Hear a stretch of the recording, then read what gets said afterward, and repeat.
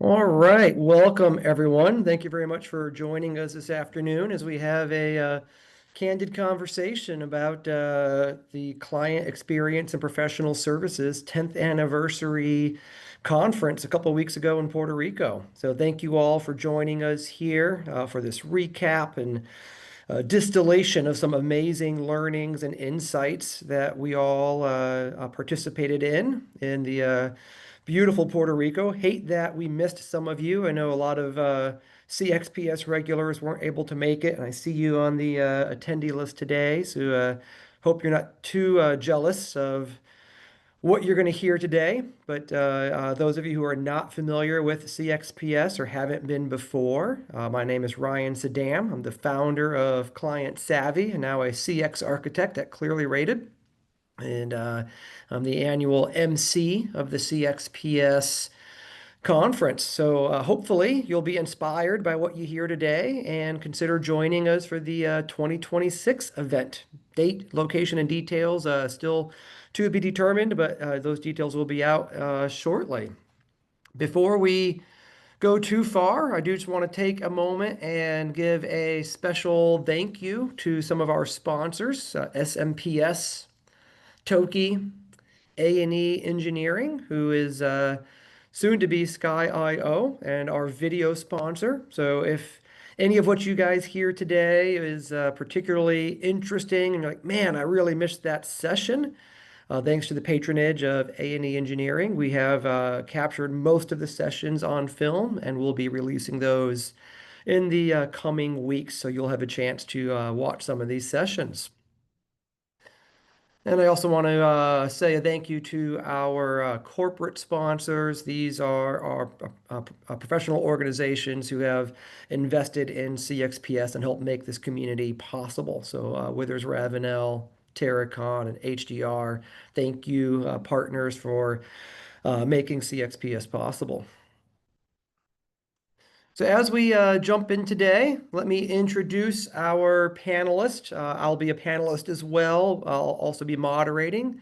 But I want to introduce Jim Holz from MSA Professional Services. Jim has attended CXPS multiple times. He has spoken at CXPS multiple times, and he presented a workshop at CXPS this year. So Jim, thank you very much for bringing the seasoned veteran perspective to the conversation.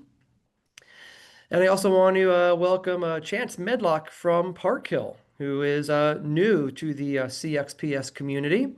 And Chance will be sharing that first-timer experience today. And I've had a chance to talk with both of these guys quite a bit while we were in Puerto Rico, and I know they've got some great stories to share.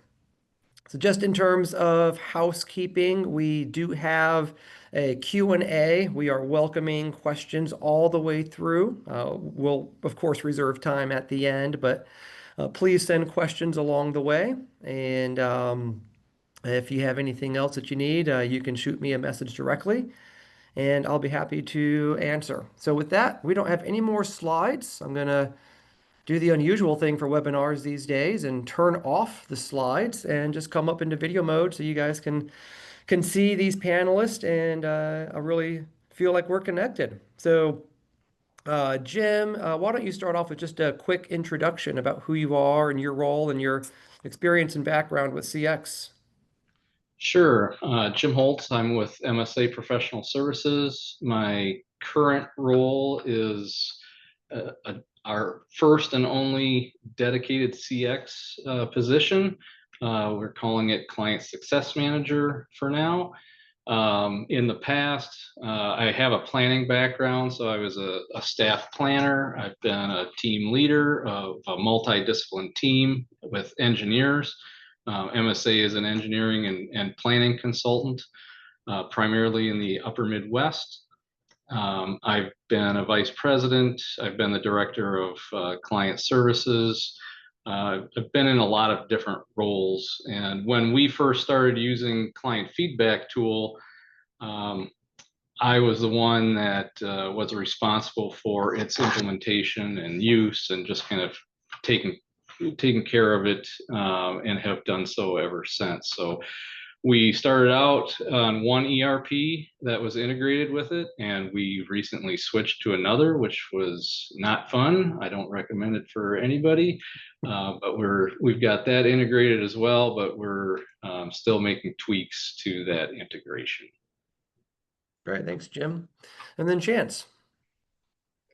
Hi, everybody. My name's Chance Medlock, and I'm based in Lubbock, Texas, in the panhandle of Texas. And I'm a business development coordinator at Parkhill. We're a multidisciplinary AEC firm in Texas, New Mexico, and Oklahoma. And my title is business development coordinator. Like I said, I'm responsible mainly for CRM training and development, client pursuit strategy, and now leading our new client experience effort as well. Our Great. background, our background with client experience isn't new. Client relations has always been an area of excellence for us as a firm, but formalizing this effort and tracking that and making it a piece of our DNA is new, and so that's where our experience lies with it. Great. So hopefully we've got a couple of different perspectives here that resonate with wherever you are on your journey, fellow attendees here. So I'm going to start with a couple of questions. And Jim, Chance, I'll let either one of you answer first. But what is one surprising thing that you learned? I can I'll take that. jump in. Go Go ahead. ahead. I think for me, it was just the realization of how much emotion is involved in client experience from end to end. I think it's easy for us to think only about the client's emotions when we work through this process. And it was interesting to hear how much this influences our employees' morale, how we go about doing our work internally, and how it relates to operating, as a business. Yeah, for me, as Ryan described me as a seasoned veteran, I guess I wasn't as surprised as at what happened and transpired at the conference, but there was with the new integration of clearly rated and client savvy, I was surprised with the um, reputation management services and found that to be pretty intriguing. I hadn't thought about that as part of the CX. Obviously, reputation is important, but I wasn't expecting that, and it's definitely something that I'm looking into further. Yeah, that was certainly a new thing. I don't think in the 9 previous years of CXPS, I don't think we ever talked quite as much about pulling experience management that far early into the buyer's journey when they're first learning about your brand and first thinking about you. I think we've talked over the years a lot about managing CX in the buy cycle through onboarding. We've had multiple sessions and topics around new client onboarding, and of course, managing the experience throughout the a project delivery phase. But we've never had someone really tackle that first impression. And my counterpart and co-founder or founder of Clearly Rated, who we're now a part of, gave a really great session on the impacts of reputation at the very early phase of the journey. So that was, though I'm part of Clearly Rated too, was the first time I got to see him speak and present about that, and it was eye-opening as well. So great insights. This is an unfair question, and I know there's some other speakers who are on the attendee list, so answer carefully, guys. But which of your peers inspired you the most? And it doesn't have to be a speaker, it could be someone else, but which of your peers inspired you the most and why? And Jim, I want to make you go first on this one. Sure. Yeah, it obviously could be a number of people, but I went right to my colleague that attended with me, Chuck Schwartz. He had not been to this conference in the past, has participated in our CX activities, but I I brought him along because I was hoping he could be an advocate to other leaders in our company. And I was pleasantly surprised that he was coming up to me with ideas that he was taking away immediately, and that that really felt good to me and inspired me to want to bring additional leaders to this as well. When we got back, it was funny because we both had taken notes electronically and sent them to each other, and they were almost identical. And we shared that with another colleague and went through that with, okay, what are we going to try and take away? What are we going to implement? And we were on the same page, and he was all for it, and is already willing to lead some effort. So that's who inspired me the most. There were at least, I think, half a dozen firms that had longtime attendees that brought a first-time colleague with, and I heard that story from almost every one of them. It's like, wow, this is what it took to get so and so to drink the Kool-Aid and get inspired by this. So I'm glad you had that experience as well. A Chance, how about you? Yeah, for me, being someone who's on the ground floor of this initiative at my firm, I think a lot of the peers that I, interacted with tend to be in leadership roles for these types of initiatives. And so it was really cool to get to, network with them, hear about how some of this shook out in practice, because I haven't got to see this fully realized yet. We're still implementing. But I would say the Withers Ravenel crew influenced me a lot. One, because I think they're taking a very similar approach and direction that my firm is. And so it was nice to see some of the collateral and some of the things, pieces of this in motion. But also, just their general willingness to network and contribute. We've gone as far as the group of us that got together at the conference are meeting now once a month outside of the conference just to keep up with each other and have some of those conversations and just continue the momentum that we got at the conference. Yeah, that's so encouraging to hear, and that really maps with my experience. I go to over a dozen conferences a year across all the different industries and professional associations, and I don't just say this because I founded CXps. I don't think I've found another community that is so supportive of each other and so willing and exciting to hey, here's our secret sauce. Let me show you exactly how we do it and help you get there as well. So, Absolutely.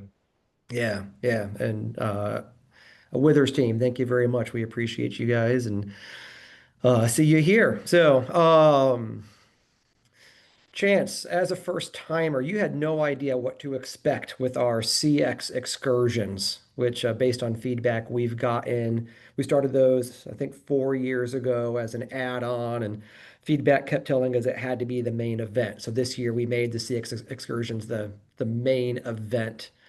For those of you who don't know, CX excursions, instead of doing the typical cocktail hour and reception, we take small groups out to go have an experience somewhere. And you know, it's a chance after the first full day of the event to like just have your eyes open to an experience and you start thinking about and applying everything you learned all day. And then the next morning, we workshop as the small groups for a couple hours. And what did we learn from that? And how do we apply it to our business? So, Chance, what excursion did you take, and what did you learn about your own business as a result?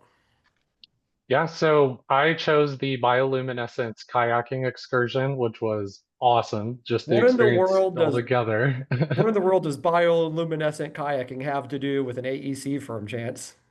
Yeah, so initially, coming into the conference, did not know we'd be workshopping it, did not know it'd play such a main part of what we were doing. So just initially thought maybe this is just something fun, cool to do, network with everybody that we're attending with. But like you said, Ryan, there was some going into it, there was some premeditated exercises, thinking routines, things to look out for. And so what was really cool for me was not only getting to have fun, I had chose something kind of scary, truthfully. I'm terrified of water, and so kayaking through the ocean, because we did out in the middle of the open ocean, it was not the most pleasant experience. But through that, the guides, the teamwork, the just general level of care they took for us got us through it. And then through the exercises of workshop and when we got back, we were able to distill all of that into really actionable insight. And so for us, what that amounted to was, several of us were scared. Several of us have never kayaked before. We're in a new place, far away from home, and two ladies were about to flip over and hit the water, and the guide said, "Hey, just stick your oar in the ground. It's 2 feet deep. This part we're in, we're good. If you flip over, you can just stand up, get back in." And they did. They stuck their oar in the ground, and all that tension, all that fear just melted away. And so what we took away from that was that, really that is what we serve as for our clients. We can talk data all day long. We can talk feedback, the importance of business development. But if we're not providing that kind of service, if we're not the proverbial oar in the ground for our clients, then we aren't truly providing elite client experience. And so it was a really cool opportunity to get to network with some of the clearly rated staff to apply some of these concepts. But more than anything, it was cool to see how this translates across other AEC firms. The majority of my group were AEC companies, and so there was a lot of good conversation during the workshop around the different ways. What pieces of the process would this touch? Where do you instill this messaging? And so it was really cool to get to workshop that kind of exercise and really get my fingers around, this isn't just a single one and done effort. This is something, like you said at the beginning of the call, that we touch every single department, whether it's IT, accounting, every one of us plays an integral part in providing that experience. Great, thank you. And for those of you attending today, while both Jim and Chance come from AEC, this is a broad professional services community. So we have lawyers, we have accounting firms, staffing firms, a tech firm. So there are a variety of other professional services. We just happen to have two AEC colleagues today. But thank you, Chance. Jim, how about you? What was your excursion, and what was your learning or takeaway from that? So I was there with Chance actually, and had a blast. And I can ditto a lot of the things he said, but what we heard the following morning from the other groups was that we really had actually selected the best excursion based on the Yeah. feedback that we heard. And what made it the best was that team of individuals that was supporting us, the guides. They all knew their role. They played it perfectly, and as soon as so we took a bus there, and as soon as we arrived, we didn't even have a chance to stand up before the leader of that group had come onto the bus and basically laid out the expectations for us. It was all about this bioluminescence, the plankton that light up, that we're really there to see. And he was immediately, trying to tamp down our expectations, saying there's a chance we're not going to see anything. And so he really laid out the expectations, explained what we were going to experience and when, and then led us through the steps of go over here, sign in, you got to sign a waiver, you're going to get your life jacket, and then you had other people helping you fit that life jacket on. They had, since we were going at night, we had to have lights. There were lights on both ends of the kayaks, but they also put a light on, it was a two-person kayak, so they put a light on the back of the person in the back as well. So they're doing all of that, and it just reminded everybody, hey, you have to lay out the expectations to your clients and understand what their expectations are as well. As Chance said, there were people that they were first-time kayakers, or they weren't very experienced, were a little scared, and for the people helping out could actually sense that or pick up on that from the individuals, and they knew to spend a little bit more time near them and around them, and let the others that were more experienced maybe go on their own a little bit, but keep an eye on them as well. Great. Yeah.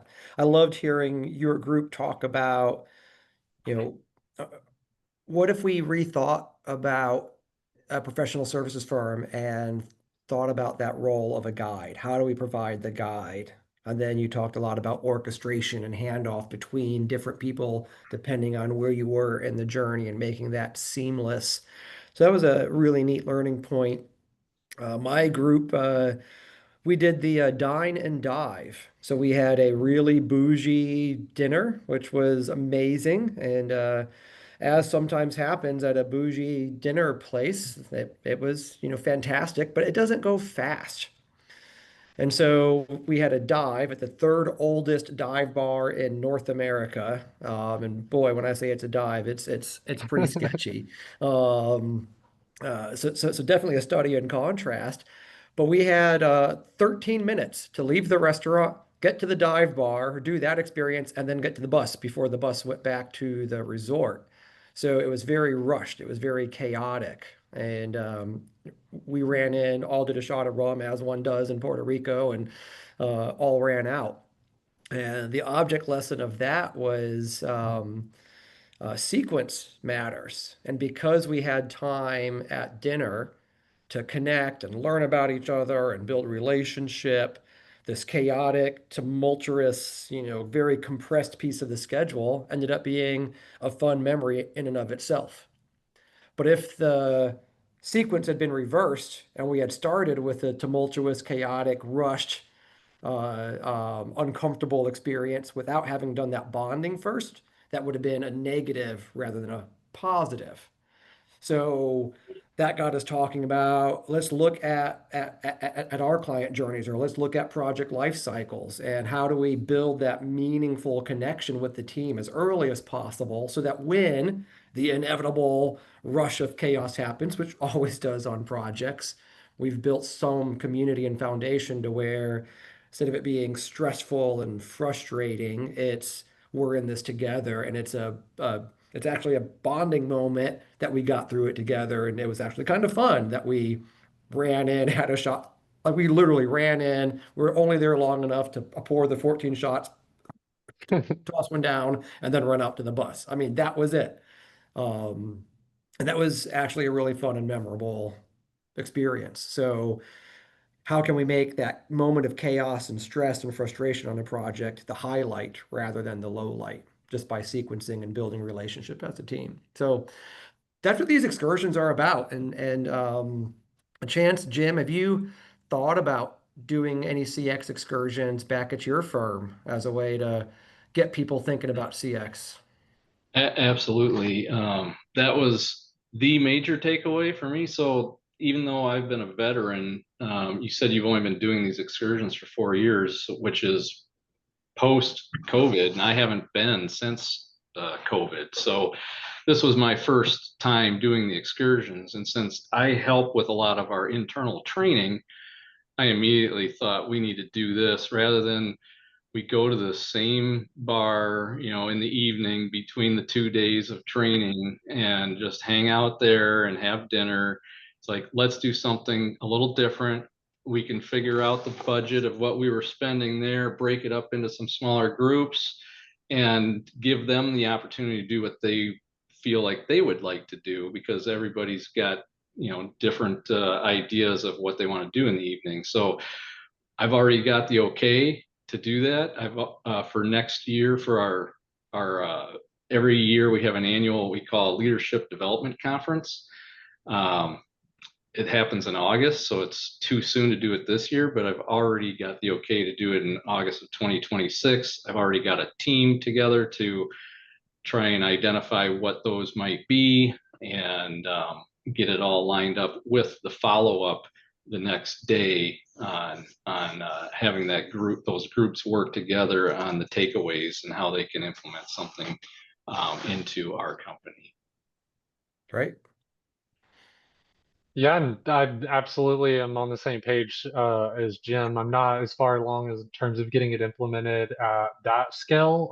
But one of the ideas that I have is kind of doing it in the reverse. Instead of sending our people out to an excursion, creating some sort of program or some sort of intake process to gather these types of experiences and stories that people are already having out in the real world. And so one of the things that I took away from the conference, I was just telling Ryan before we jumped on this call, that somehow this whole trip ended up being about client experience. I had horrible flights in and out.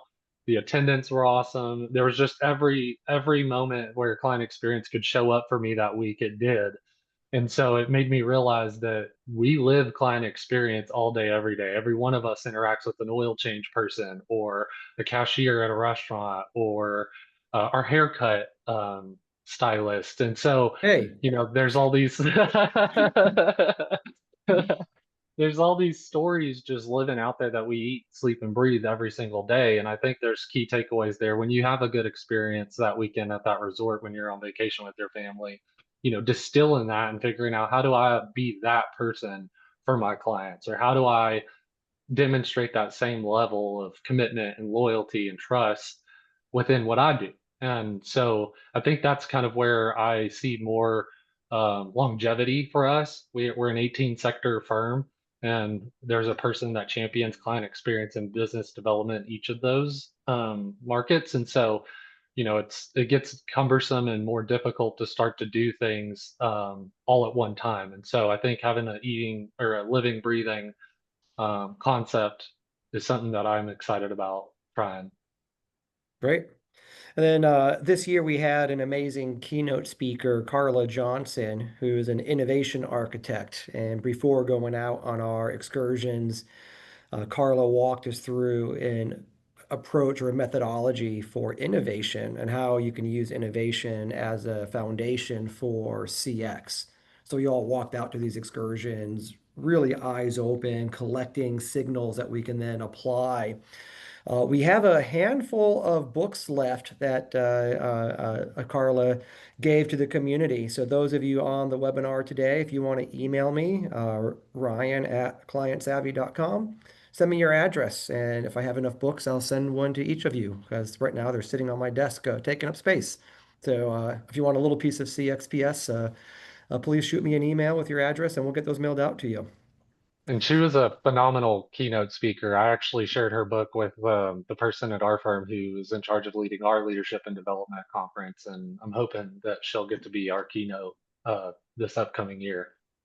Yeah, I would definitely endorse her as well. And she's got a great long format workshop on innovation that's like a million post-it notes and like 500 iterations in 7 minutes. It's really pretty exciting. So we didn't have time in our agenda to do all of that, but she's got some great stuff that is very CX adjacent, and I recommend her highly. So we filmed all of the non-workshop sessions, and Jim, I know you spoke, but you spoke at a workshop, so that wasn't filmed. So a chance you don't have to answer Jim. But we did film all of the non-workshop sessions for the attendees here today. Which would you encourage them to watch most? And if sh share your why with that as well. Yeah, I'll go first. The CX playbook, again, the Withers Ravenel crew, that's the one they put on. I found that one to be, especially if you're in the beginning stages of this process at your firm, I found that one to be very valuable in terms of compartmentalizing each step of the process, why they formalize certain pieces, who's responsible for what, the matrices between overlap.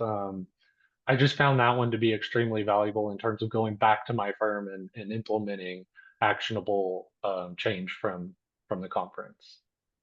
All right, thanks. Jim, how about you? Yeah, well, there weren't that many really, so I'd watch them all. But if they were only going to watch one, I'd watch the keynote speaker Carla Johnson, who you already brought up.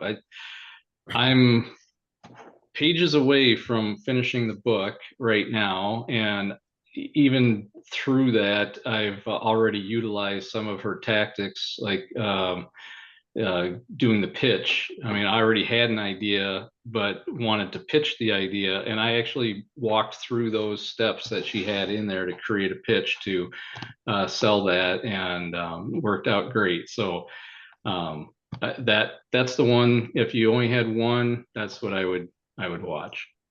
Right. Well, thanks, guys. So, who should go to CXPS next year and why? I would say that your leaders, I mentioned it earlier, but it was also mentioned during numerous times during the conference that CX begins at the top. And you also had mentioned that the most successful CX firms have support and participation from their leaders. And it's difficult to get buy-in from those leaders, typically just from yourself. So they have to hear it straight from the horse's mouth, so to speak. So I would drag them out to this conference.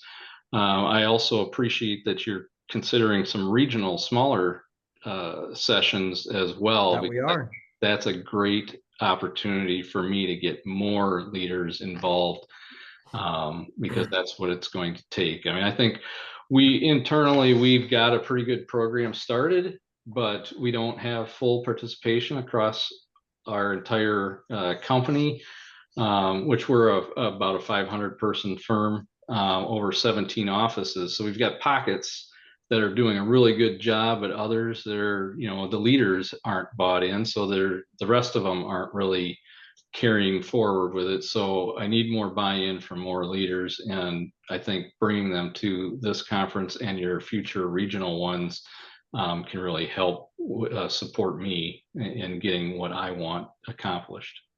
Great.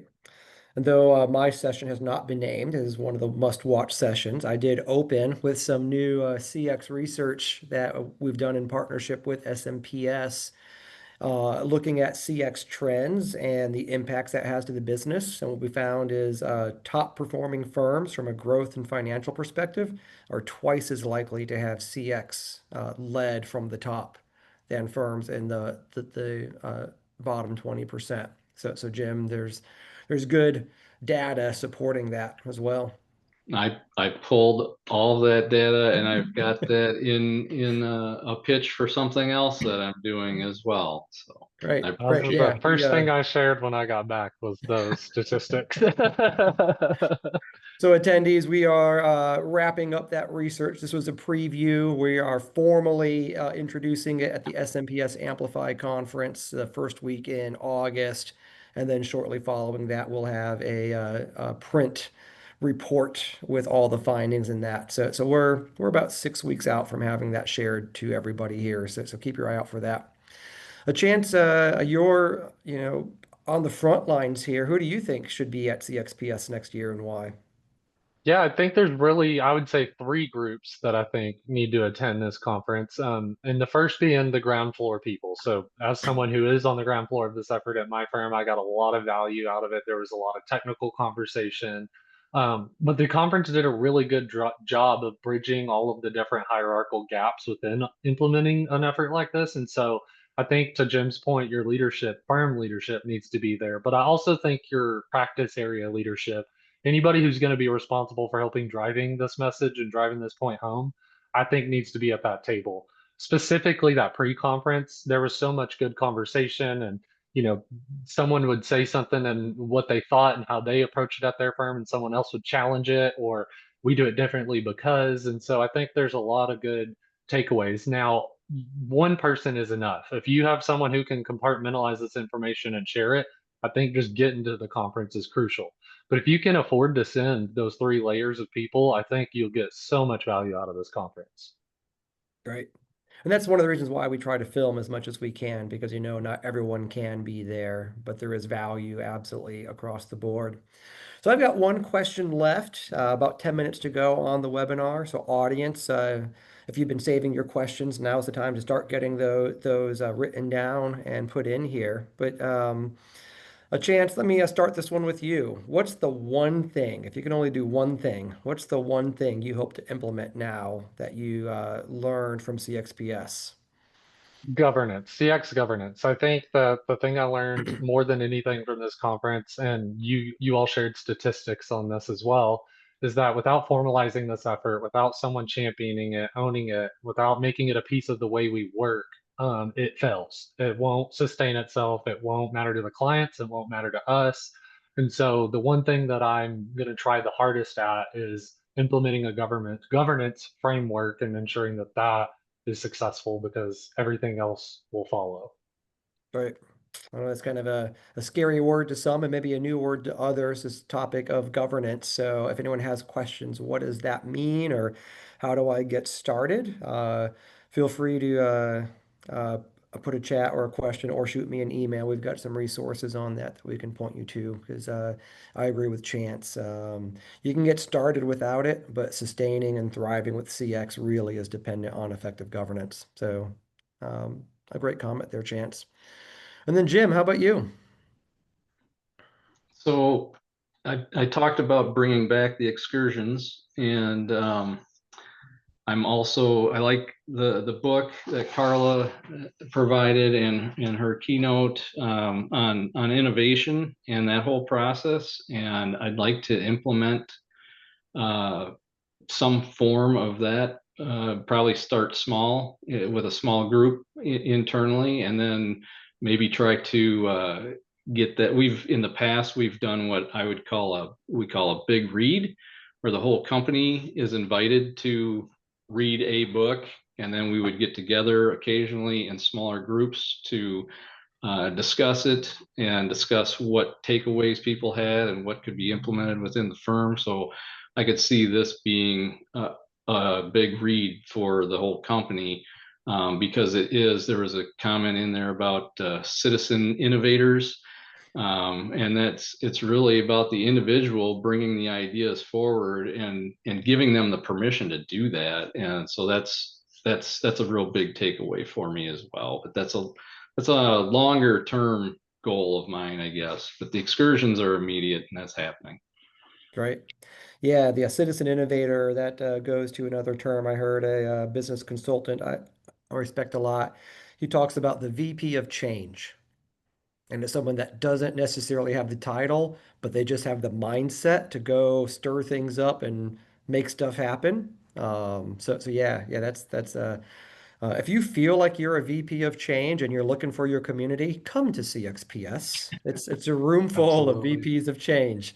You've got leaders leading from the top. You've got leaders leading from the middle. You've got leaders leading from the front lines, and um, uh, those boundaries all seem to fall apart. Chance, I know you were sitting there hobnobbing with executives and they were learning as much from you as you're learning from them. And that's one of the things I love about this community.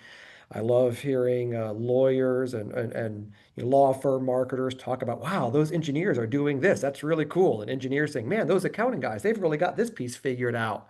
There's no other community like it. So I don't see any questions coming in. So last chance here, if there's any questions for either Jim, Chance, or myself, you can drop those in. As Jim alluded to, we did announce that we are going to be doing CXPS again in 2026. We're likely going to move to the fall as we try to rearrange a few things, but stand by for details on that. And we are also going to try to start some regional meetups. So those might start trickling in as early as Q4 this year as we go around the country and try to find some concentrations of CX enthusiasts that we can connect and bring together at a more local scale. So, um, someone put a question here. Great, thank you so much for the question. If you were to start somewhere with CX, where would it be and why? Hey, Chance, let me start with you because you're the one who's earlier on the journey. What would your answer be?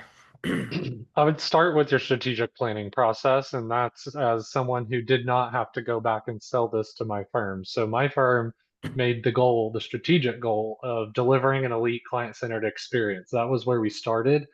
And we arrived at Client Savvy in the process of figuring out how to implement and deliver on that strategic goal. I think without that goal in mind, then all this is just numbers and data. In fact, I think that was represented at the conference. In some of the roundtables, there were firms only doing baseline studies, and they didn't have their employees in the tool, and they were curious how do you get that kind of buy-in? How do you get people to follow up with surveys on their own? And I think you can't do that unless it's a shared collective goal that everybody at the firm's working towards. Because, like you mentioned, Ryan, it takes all of us to implement this. It touches every process, every department, every team. So we all need to be on board together before we ever even think about collecting any of this information. Yeah, that's a great point. And 59% of leading firms are using client feedback as a way of one to inform the strategic planning versus only 29% of the lagging firms. So there's always a careful balance of doing too much strategy without client insight. But then if you do client insight without strategy, your CX program's not going to go beyond that. So two good first steps. Make it a first jump, both feet at the same time, right? Absolutely. Yeah, we did Jim, how both in about the same you? year and it was great. Yeah. Yeah, I would say that it would be good to define CX for your firm. You're already what people don't realize is you're providing a client experience whether it's good or not. So what is that experience now? I wouldn't say right off the bat you're gonna go into in-depth journey mapping, but you probably want to do a quick journey map in your head of where are the pain points for our clients, and then you could focus on that initially to just kind of get things going. But once you do start something, feedback from your clients is going to be huge, whether you're doing that in person or through a client feedback tool or some similar survey instrument. Getting feedback to know where your client stands is going to be the data that you need to really make any true changes. Yeah. Yeah. Great. Great.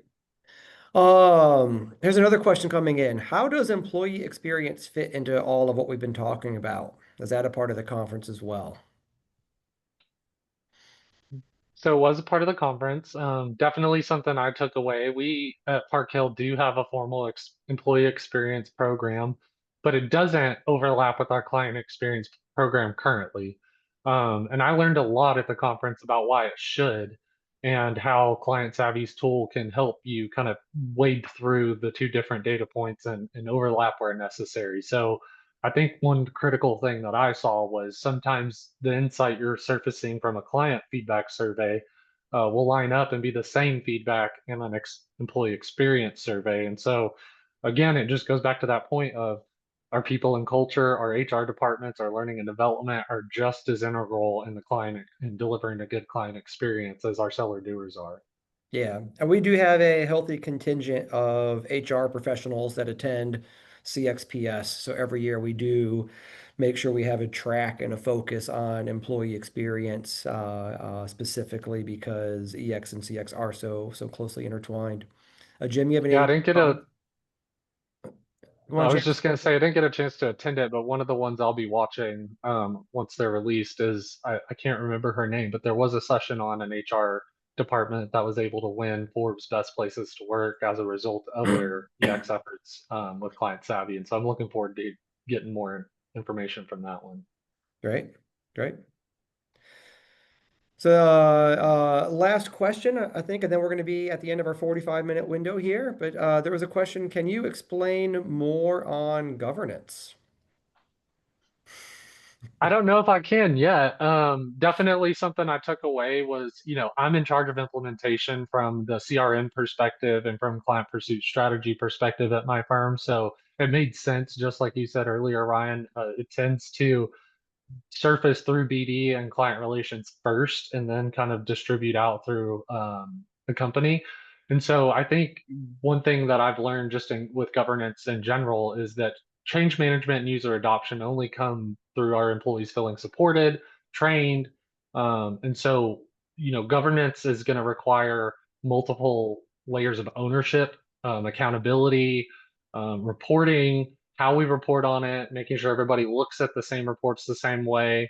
And that's something we work at all day, every day with every effort within our firm. But with the client experience program, I think it's going to be where we have to spend a little bit of extra time to really understand where the gaps still lie within our company. We all want to deliver a good client experience. Nobody comes to work intentionally delivering a bad one. And so it's just trying to figure out how do we gauge that in a way that's meaningful, right?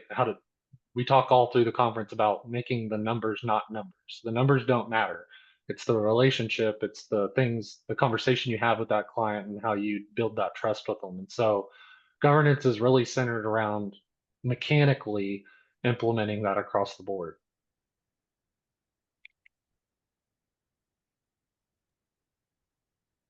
Jim, any thoughts on governance from your side? Someone who's been doing this for a decade? Well, support and accountability are huge issues. Ryan knows our story very well with the client feedback tool side of things, where we struggled with participation. I've done batch surveys, sending them all my own.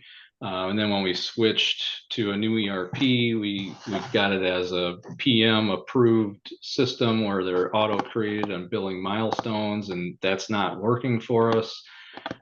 So we're going to switch that up a little bit.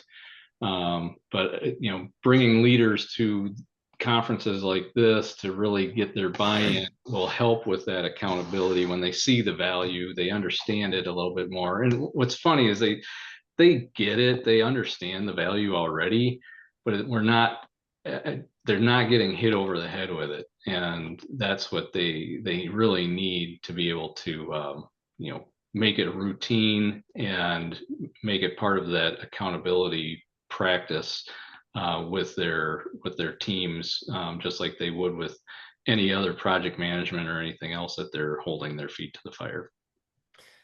Yeah, yeah. There's a great governance model that we're a fan of that goes from the executive or a board level down to the front line. And on one side of that, from the top down, there's guidance that happens, guidance along with empowerment, layer by layer. But there's an inform loop that goes back up because the front lines are the ones who are really there in the trenches and know what's really happening with clients. So governance is about creating that cycle where guidance can come down along with empowerment, information can flow up, and setting up the delegated authority to actually make stuff happen. So if you find out in your, client feedback that invoicing is really frustrating for clients, like how do we actually go and fix that? Because you've got multiple departments and there's silos and there might be some protectionism and there might be some resources or money or priority that needs to be assigned. And governance is, okay, we've learned this about our clients. Let's prioritize it. Let's action it. Let's resource it so we can actually make some changes. So on that note, that's a nice segue to the end because we do have the CXMP certification program that includes one pass to a future CXPS conference. And October 22nd is our 3-hour workshop on governance. So if governance is a topic that interests or excites you, one, you're probably an unusual creature, but two, we have a solution for that. So uh, I'll drop the link in the chat here. So if you're interested in some formalized training on CX, please jump into the CXMP program. If you'd like a free guest pass to kick it around and try one of these workshops, just reach out and we'll give you a guest pass to come give it a shot.